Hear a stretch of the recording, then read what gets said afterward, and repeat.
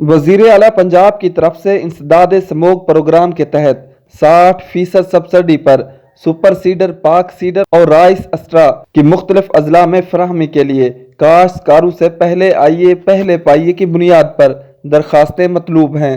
درخواستیں زیادہ آنے کی صورت میں قرعہ اندازی کی جائے گی۔ درخواستیں گوجرانوالہ، سیالکوٹ، نارووال، حافظ آباد، گجرات، منڈی بہاؤالدین، لاہور، قصور، شیخوپورہ، ننکانہ صاحب، فیصل آباد، ٹوبہ ٹیک سنگھ، جھنگ، چنیوٹ، اوکاڑہ، سہیوال، پاک پتن، وہاڑی، خانیوال، ملتان اور لودھرا کے کاشتکار دے سکتے ہیں۔ سبسڈی کے حصول کے لیے اہلیت کا معیار کیا ہوگا؟ درخواست گزار کم از کم 65 ہارس پاور کے ٹریکٹر کا مالک ہو۔ درخواست گزار حاصل کردہ مشینری کی خدمات دوسرے کسانوں کو کرائے پر فراہم کرنے کا پابند ہوگا۔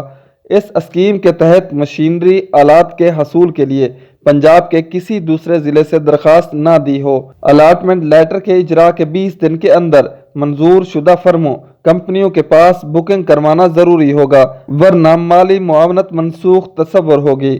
منسوخ شدہ مالی معاونت کو کسی عدالت میں چیلنج نہیں کیا جا سکے گا اور یہ مالی معاونت لسٹ میں موجود اگلے اہل درخواست گزار کو دے دی جائے گی۔ درخواست گزار الاٹمنٹ کمیٹی کے فیصلے کا پابند ہوگا، جسے کسی بھی عدالت میں چیلنج نہیں کیا جا سکے گا۔